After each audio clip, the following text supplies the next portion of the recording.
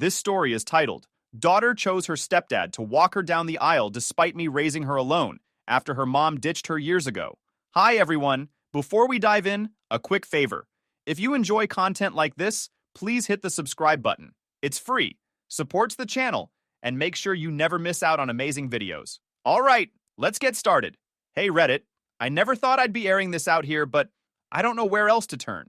I'm 46, a single dad who raised my daughter, Emily, now 26, basically on my own after her mom, Vanessa, bailed when she was just 5 years old. Yeah, Vanessa just straight up left us. No big fight, no build-up. One day she said she needed space, and then she was gone. I knew later why she did that, but I won't spill the tea now. You'll find out later in the story. So I was left holding the bag, trying to figure out how to raise a kid on my own. It wasn't easy, but I did it. I worked long hours, made sure Emily had everything she needed, and showed up for all the little and big moments in her life. For 12 years, it was just the two of us. Emily was my whole world, and I like to think I did a decent job. I was there for every scraped knee, every school event, every tough day. Of course, she'd ask about her mom from time to time, especially as she got older. Where is she? Why did she leave? Was it my fault? That last one broke me every time. I'd tell her, no, sweetheart, it wasn't your fault. Your mom loves you. She just needed to go somewhere else. I never badmouthed Vanessa, even though, honestly, I wanted to. I figured Emily would come to her own conclusions when she was older. Fast forward to when Emily turned 17. Out of nowhere, Vanessa reappeared. It was a regular Saturday afternoon. I was outside working on the lawn while Emily was upstairs studying for a history test. The doorbell rang, and I figured it was a neighbor or maybe a delivery. But when I opened the door, there she was, Vanessa. She looked different, all polished up, carrying some expensive purse, and smiling like we were old friends catching up after coffee. James, she said, all sweet like nothing had happened. Before I could even process what to say, Emily came downstairs and froze at the sight of her. Mom? She whispered, like she wasn't sure if she was dreaming. Vanessa lit up and opened her arms. Emily ran into them, and they hugged like no time had passed. Meanwhile, I just stood there in the doorway, feeling like a damn outsider in my own house. I wish I could say that was the worst of it, but oh no. Vanessa wasn't just back to say hello. She came armed with a whole new story, one where I was the bad guy. And as much as I wanted to tell the whole story of how harmful Vanessa was, I kept it to myself because I didn't want to break Emily's heart. Over the next few weeks, she started spending more and more time with Emily. Lunches, shopping trips, you name it. I didn't want to stop them from reconnecting. Emily deserved to know her mom. But Vanessa wasn't just reconnecting. She was rewriting the past. She told Emily she'd left because I was controlling, that I made her life impossible. She claimed she stayed away all those years because she didn't feel safe coming back. And the worst part? Emily started believing her. I mean, she didn't come out and say, I believe Mom. But the questions started. Why didn't you ever try to find her, Dad? Why didn't you let her back sooner? Like I'd been holding the door shut all these years? It wasn't just Vanessa either. She brought along her new husband, Greg. Now, Greg didn't seem like a bad guy. He's one of those overly polite types who smiles a lot and doesn't say much. But Vanessa painted him as some kind of hero, the perfect stepdad who was here to fill in the gaps I'd supposedly left. I could feel the shift in Emily. She started seeing her mom and Greg as this picture-perfect family, while I was just the guy who did the grunt work when they weren't around. One day, Emily hit me with, Mom said you didn't want her around. Is that true? I swear, it felt like someone punched me in the chest. I tried to stay calm. No, Emily, that's not true. Your mom left because she wanted to. I didn't stop her. I didn't even know where she went. She didn't respond, just nodded like she wasn't sure what to believe. That was the worst part, seeing my own daughter doubt me after everything we'd been through. Vanessa kept pushing her, we're one big happy family act. She'd show up with Greg, all smiles, picking up Emily for another outing. I'd watch them leave, feeling like an outsider in my own daughter's life. I figured I just had to wait it out, let Emily come to her senses. But honestly, I wasn't sure how much longer I could take watching Vanessa rewrite history and make herself the hero of Emily's story. So fast forward a few years, and Emily's now 26, engaged to her boyfriend Ryan. I like the guy. He's solid, works hard, treats Emily well, and doesn't come off as a know-it-all like some of the other guys she dated. When she told me they were getting married, I was genuinely happy for her. I figured this would be one of those milestones where we could reconnect. You know? I imagined us working together on the plans, laughing about how stressful weddings are supposed to be, and honestly, I thought I'd play a big part. I mean, I raised her, right? Walking her down the aisle was always something I just assumed I'd do. At first, it seemed like things were going that way. Emily asked for my help with the guest list and even ran some venue ideas by me. She seemed excited to include me, and I told her I'd help cover some of the costs. I'm not rich or anything, but I'd saved up a little over the years and figured it'd be a nice gesture. Of course, Vanessa was lurking around the edges of every conversation. She'd pop up with suggestions about the wedding, flowers, catering, even Emily's dress. At first, I tried to ignore it. It wasn't my place to tell Emily who to listen to. But then Vanessa started making herself the center of the plans. She'd say things like, "Oh, Greg and I have connections with this amazing photographer," or "Greg's friend owns a venue, and he could give us a great deal." Emily seemed all for it, which stung a little, but I let it slide. This was her wedding, after all. Things were rolling along until Emily and I went out for dinner one night. It was supposed to be a casual thing, just catching up and talking about wedding stuff. We were at this little diner we used to go to when she was younger, and I was feeling pretty nostalgic, honestly. We were halfway through our burgers when she hit me with it. "Dad, I've been thinking about the ceremony," she started, looking down at her plate. I nodded, figuring she wanted advice or something. "Yeah? What about it?" She took a deep breath and said, "I think I want Greg to walk me down the aisle." I froze. For a second, I thought I'd misheard her. "Greg?" I repeated, trying to keep my voice steady. She nodded, still not looking at me. "Yeah. He's been such a big part of my life these past few years, and Mom thought it would be meaningful." There it was. Mom thought. Vanessa's fingerprints were all over this. I didn't know what to say. I just sat there, staring at her. This was supposed to be my moment. I'd been there for everything. Every school event, every tough day, every achievement. And now she wanted Greg, a guy who showed up halfway through her life, to take my place? "Okay," I finally said, keeping my voice as neutral as I could. Emily looked relieved, like she'd been expecting me to blow up. "I just think it would mean a lot to everyone, you know? It's not about replacing you or anything." Not about replacing me? Then what the hell was it about? The rest of the dinner was a blur. I think I nodded a lot and made some lame comments about how the food was good, but inside I was fuming. How could she not see how hurtful this was? When I got home, I sat down and tried to make sense of it. I went through every memory of raising her, wondering if I'd messed up somewhere. Did I not show her enough love?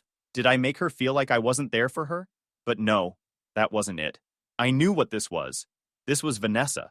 She'd been working on this for years, planting seeds and twisting the narrative, until Emily believed Greg deserved this moment more than I did. The next day, I made a decision. If I wasn't important enough to walk my own daughter down the aisle, then I wasn't going to help pay for the wedding either. I called Emily and told her straight up, "Look, I love you, and I want you to have the wedding you want, but I can't support something that pushes me aside." She didn't argue. She just said, "I understand," in this quiet voice that made me feel like the bad guy. But what was I supposed to do? Smile and write a check while Greg played the role I'd spent 26 years earning? No thanks. Vanessa, of course, wasted no time jumping in. She called me a few days later, all fake sweetness. "James, I heard you're not helping with the wedding anymore." Emily's really upset. "Yeah. Well, maybe she should have thought about that before asking Greg to take my place," I shot back. "James, don't be so dramatic," she said, like I was the one overreacting. "This isn't about you. It's about making everyone feel included." I laughed bitterly. Right. Included. Except for the guy who actually raised her. Vanessa sighed, like she was tired of dealing with me. "You're making this harder than it needs to be. Can't you just be happy for her?" Happy? That was rich coming from the woman who walked out on her kid and then swooped back in to manipulate the facts. I hung up before I said something I'd regret. After that, things got tense. Emily barely called, and when she did, it felt forced. Vanessa and Greg were clearly taking center stage in her life, and I was being pushed further into the background. I kept telling myself this was her decision, that I had to respect it, even if it felt like a slap in the face. But deep down, I couldn't shake the feeling that I was being replaced, not just on her wedding day, but in her life. So, after that dinner and the phone call with Vanessa, I was pretty much done bending over backward to make things easier for Emily. At first, I thought maybe she would come around. Maybe she'd realize how much this was hurting me and rethink the whole Greg walking her down the aisle thing. But nope. If anything, it felt like she doubled down. She started acting different, distant, cold, even. She wasn't outright rude, but you know when someone's being polite just to keep the peace? That was Emily. Conversations that used to feel natural now felt forced, like she was just going through the motions. One day I called her to check in, like I usually did. "Hey, Em, how's everything going?" "It's fine," she said, her tone clipped. "I'm really busy with wedding stuff." "Anything you need help with?" I asked, even though I knew the answer. "No, Mom and Greg are handling most of it." Of course they were. It stung, but I didn't press. If she didn't want my help unless it's financial, I wasn't going to beg for scraps. Still, it was hard not to feel like I'd been pushed out of her life entirely. This wasn't just about the wedding anymore. It was about everything. Vanessa naturally was loving every second of it. She kept popping up with her little passive-aggressive comments like, "Oh, Greg is so excited to be such an important part of Emily's big day." Or, "Emily's been leaning on Greg so much lately. It's really brought them closer." I wanted to tell her to shove it, but I knew that'd only make things worse. Vanessa had a knack for turning every situation into a pity party for herself. If I snapped, she'd just use it as more fuel to paint me as the unreasonable, bitter ex. The final straw came when I found out Vanessa and Greg had essentially taken over the entire wedding. Emily didn't even bother telling me about some of the big decisions. I only heard about them through my sister Laura, who was still trying to play peacemaker. Emily told me she's having Mom and Greg sit at the head table with her and Ryan, Laura mentioned casually one day. "What about me?" I asked, even though I already knew the answer. She said you'll be at the family table with the other relatives. And if that wasn't enough, Emily started taking things a step further. She told Laura that she didn't think I should even give a speech at the wedding. "It'd be awkward," she said, "since Greg's walking me down the aisle. We don't want it to seem like Dad's overshadowing him." Overshadowing him? Are you kidding me? The guy didn't even show up in her life until she was almost an adult. And now he deserved a moment in the spotlight while I was supposed to sit quietly in the back? It got worse? Laura later mentioned that Vanessa and Emily were talking about leaving my name off the wedding program entirely. No father of the bride. No acknowledgement of my role in her life. Just Vanessa and Greg, front and center. When I heard that, I knew there was no point in trying anymore. They weren't just sidelining me, they were erasing me completely. If that's what they wanted, fine. But I wasn't going to stick around and let it happen. After everything that happened, I finally hit my breaking point. I wasn't going to sit at that wedding, smile politely, and watch some guy walk my daughter down the aisle while I clapped from the sidelines. Nope, not happening. I spent a couple of days thinking about it, trying to weigh my options. Could I suck it up and go, just to avoid the drama? Maybe. But the more I thought about it, the angrier I got. Why should I? I raised Emily. I was there for everything, while Vanessa disappeared and Greg didn't even know she existed. And now I was supposed to sit there and play nice? Nah, I wasn't doing that. So I made up my mind. I wasn't going to the wedding. When I first told Laura, my sister, she wasn't exactly thrilled. "James, she's your daughter," she said, exasperated. "You'll regret not being there." "No, Laura," I replied. "What I'd regret is sitting there watching Greg do what I should be doing. This isn't about me being petty. It's about respect, and Emily's made it clear where I stand." Laura sighed, but I could tell she wasn't convinced. "I get it, but don't you think skipping the wedding will just make things worse? You're handing Vanessa and Greg the narrative on a silver platter." She wasn't wrong, but I wasn't about to back down. "They're going to twist it no matter what I do," I said. "At least this way, I'm not torturing myself." And boy, did they twist it. As soon as Vanessa caught wind of my decision, the phone call started. At first, she played the concerned co-parent card. "James, are you seriously not coming? Do you realize how much this will hurt Emily?" "She's the one who decided to hurt me, Vanessa," I replied calmly. "I'm just responding to her choice." "Don't be ridiculous," Vanessa said, her tone dripping with condescension. "This isn't about you. It's about Emily and her big day." "I know exactly what it's about," I shot back. "It's about you and Greg taking over, like you've been trying to do since you came back into her life. I'm not playing along." That's when Vanessa shifted tactics. She went from concerned to outright manipulative. "If you don't come, everyone's going to see what kind of father you really are," she said. "You're going to embarrass Emily in front of all her guests." I laughed, but it wasn't because I thought it was funny. "Oh, Vanessa, you've been painting me as the bad guy for years. Don't act like this is something new. If Emily's embarrassed, maybe she should think about why I feel the way I do." Vanessa didn't like that answer. She hung up, but I knew it wasn't over. Next, Emily called. She didn't come out swinging like her mom, but I could hear the frustration in her voice. "Dad, what's this about you not coming to the wedding?" I took a deep breath. "Emily, I've thought about this a lot, and I just can't do it. I can't sit there and watch someone else take my place. It's not fair to me." "It's not about replacing you," she said, her voice rising. "I told you that already. Greg's been important to me too." "And what about me, Emily?" I asked. "Where do I fit in? You've made all these decisions to push me aside, and now you're asking me to just show up and clap politely. I can't do that." Emily sighed heavily, like she was the one being wronged. "I'm trying to make everyone happy, Dad. Why do you have to make this harder?" "I'm not making it harder," I said firmly. "I'm standing up for myself. You made your choice, and this is mine." That didn't go over well. She muttered something about me being selfish and hung up. I sat there for a while after the call, but I knew I couldn't cave. Then the guilt tripping started. Vanessa started calling family members, telling them I was abandoning Emily on her wedding day. Suddenly, I had cousins, uncles, and even my aunt, who I hadn't spoken to in years, calling me to weigh in. "James, come on," one of my cousins said. "It's just one day. Don't let this ruin your relationship with Emily." "It's not one day," I replied. "It's the result of years of Vanessa twisting things to suit her benefit. This is just the final straw." Even my mom chimed in, and while she meant well, it still stung. "Honey, you've always been such a good father. Don't let this be the thing Emily remembers." "Mom, she's the one who decided to cut me out," I said, trying to keep my voice steady. "I'm not going to sit there and let her and Vanessa act like I don't exist. No matter how much they tried to guilt me, I didn't budge. I knew they were all getting their version of the story from Vanessa and Emily, and no one cared to ask me how I felt. The days leading up to the wedding were brutal. Everywhere I turned, someone was asking if I was excited or ready for the big day. I just smiled and nodded, keeping my decision to myself. The last thing I wanted was more people piling on. On the day of the wedding, I stayed home. I didn't want to be anywhere near the chaos. I spent the day cleaning the house, organizing my garage, anything to keep my mind off what was happening. Laura texted me later that evening. "Well, you missed quite the show," she wrote.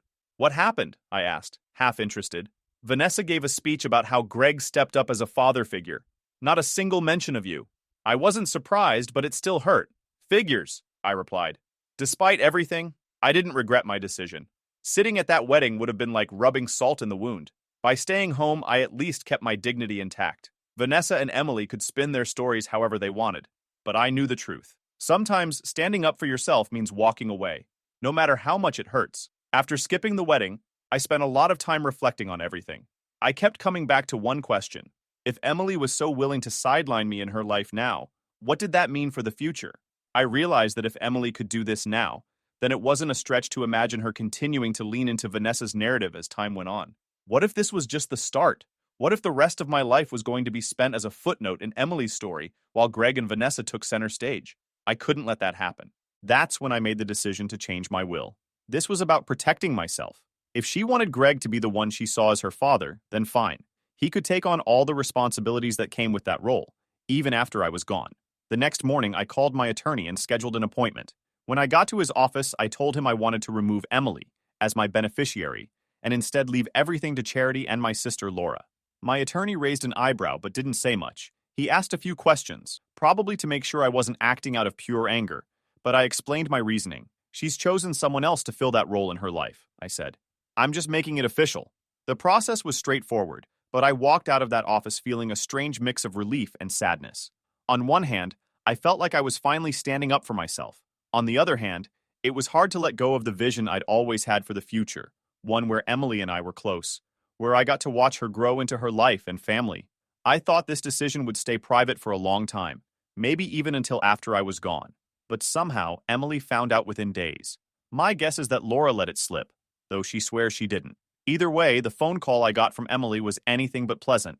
"Dad, what the hell is this about you cutting me out of your will?" she said, not even bothering with a hello. I sighed, already bracing myself for the argument. "I think you already know why, Emily." "No, I don't," she snapped. "You're just doing this to punish me, aren't you?" "Not at all," I said calmly. "This isn't about punishment. It's about boundaries. You made your choice, and now I'm making mine." She was quiet for a moment, then said, "You're being ridiculous. You're my father. Just because I included Greg doesn't mean you don't matter to me. Actions speak louder than words," I replied. "You didn't just include Greg. You chose him. You made it clear who you see as your father in the moments that matter most. And I'm respecting that choice by stepping back." Her voice started to shake, and I could tell she was getting emotional. "So that's it? You're just cutting me off entirely?" "No, let's call it something else," I said firmly. "I am just drawing a line. I've spent years putting you first, Emily, but I won't keep doing it if you don't value what I've done for you." She didn't say much after that. She said something about how unfair I was being and hung up. For the next few days, I kept expecting her to call back and try to talk things through, but the phone stayed silent. Instead, I started hearing from other family members, people who'd clearly gotten Vanessa's version of the story.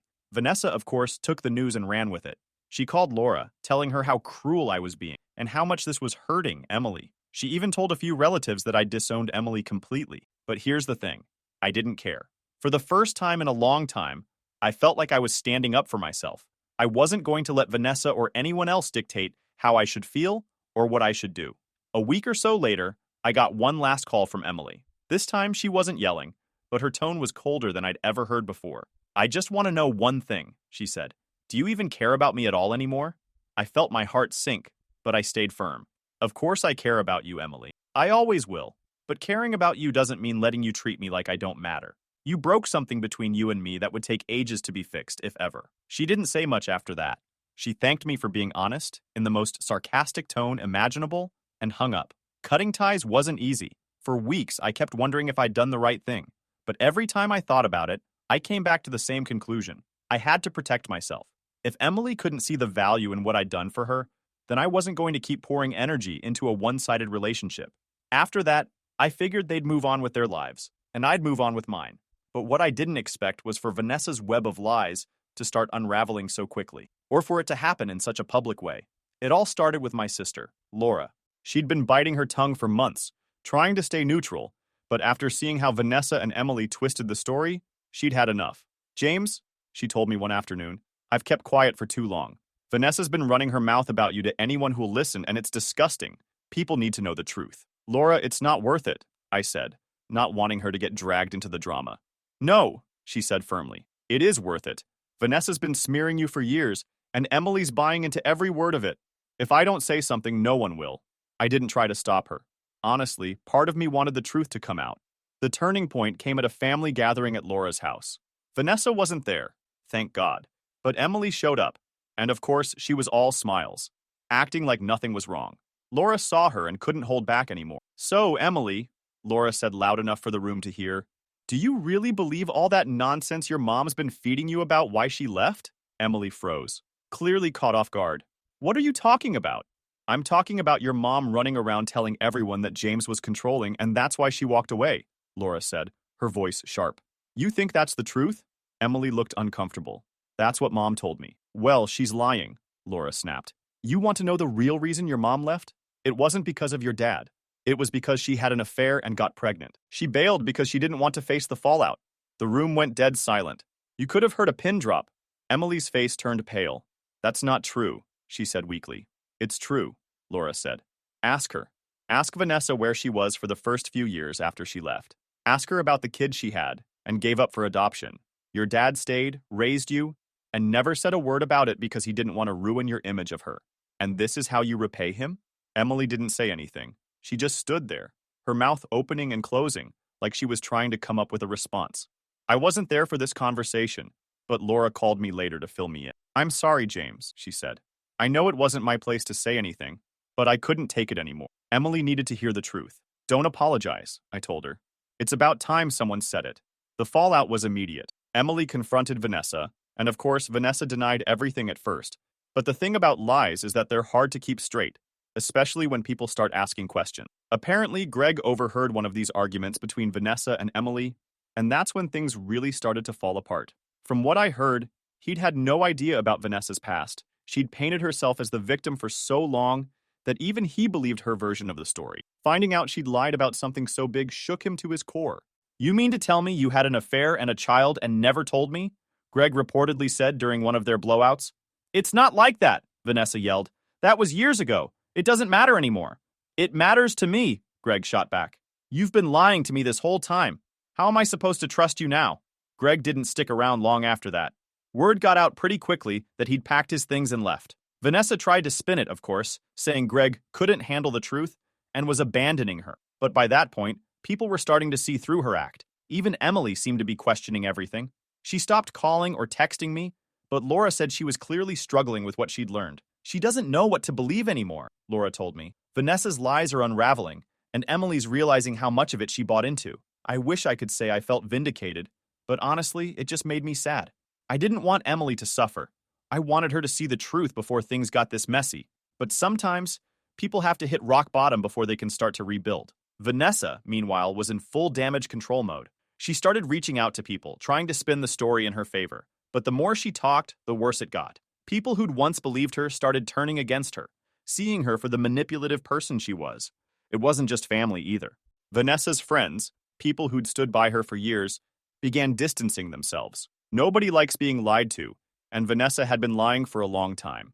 Emily hasn't reached out to me since everything went down, but I know she's heard the truth now. Whether or not she believes it is up to her. I'm not holding my breath for an apology or a reconciliation, but I hope she takes some time to really think about everything. I kept to myself for the next few weeks. I thought I was making progress until one day there was a knock at my door. I opened it to find Emily standing there. She looked worn out, like she hadn't slept in days, and for a moment, I felt a pang of sympathy. But then I reminded myself of everything that had happened. "Hi, Dad," she said softly. I leaned against the doorframe, keeping my face neutral. "Emily, what are you doing here?" "I wanted to talk," she said, shifting nervously. "Please." I let out a long breath. Part of me wanted to slam the door, but another part, the part that still remembered rocking her to sleep as a baby, couldn't do it.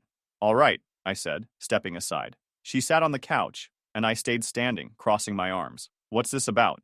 She looked down at her hands, clearly struggling to find the words. "I've been thinking a lot about everything. About the wedding, about Mom, about how I treated you." I didn't say anything, just waited for her to continue. "I know I screwed up," she said, her voice trembling. "I let Mom get in my head, and I didn't stop to think about how much it was hurting you. I made you feel like you didn't matter, and that's the last thing I ever wanted." Her words hung in the air, but they didn't hit the way I think she thought they would. I'd waited so long to hear her admit the truth, but now that she was saying it, it didn't feel like enough. "Why now, Emily?" I asked, keeping my voice steady. "Why come here now, after everything?" She looked up at me, tears in her eyes. "Because I'm sorry. I know I can't take back what I did, but I want to make it right. I want to fix this." I let out a bitter laugh. "Fix this? Emily, this isn't something you can just fix. You didn't just hurt me. You replaced me. You made it clear that Greg and Vanessa were your priority. And now that it's all fallen apart, you want to come back and pick up where we left off?" "That's not what I'm saying," she said, her voice cracking. I miss you, Dad. I miss us." I shook my head, feeling more exhausted than angry. "Emily, I spent 26 years putting you first. I gave you everything I had, and when it came time for you to show me even a fraction of that loyalty, you chose them. Do you have any idea what that felt like?" She didn't answer, just wiped at her face as the tears started falling. "I'm glad you're starting to see the truth about Vanessa," I continued. "But this isn't just about her lies. This is about trust, Emily, and I don't know if I can ever trust you again." Her shoulders slumped, and she looked like she wanted to disappear into the couch. "So, that's it?" I sighed, running a hand through my hair. "I don't know what the future holds, Emily, but right now, I need space, I need time to heal, and I can't do that with you in my life." She sat there for a moment, like she was trying to figure out if she should argue or just accept it. Eventually, she nodded. "I understand," she whispered. I walked her to the door, and as she stepped outside, she turned back to me. "I really am sorry, Dad. I hope one day you can forgive me." I didn't say anything, just gave her a small nod before closing the door. Vanessa, meanwhile, was still dealing with her own fallout. Word got around that Greg had filed for divorce, and most of the family had distanced themselves from her. She was on her own, and honestly, I didn't care. She made her bed. I'm not saying it's been easy. There are still days when I miss the way things used to be with Emily, before Vanessa came back and turned everything upside down. But I've learned that sometimes, the best thing you can do for yourself is walk away from the people who hurt you, even if they're family. Maybe one day Emily and I will find a way back to each other. But for now, I'm at peace with my decision. I've spent enough of my life giving to people who didn't value me. It's time to put myself first.